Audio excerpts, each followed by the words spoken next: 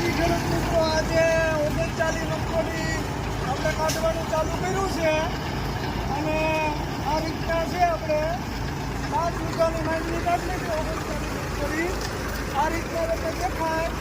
હાલ તો સારું દેખાય. આમાં 5 વીઘા નીકળી છે અને હજી 24-25 હજી 5 વીઘા જેટલું બાકી છે ખેડૂત મિત્રો. આપણી આ 39 મગફળી અને 2 મેસી મૂક્યા ટ્રેક્ટર આ રીતના છે. આપણે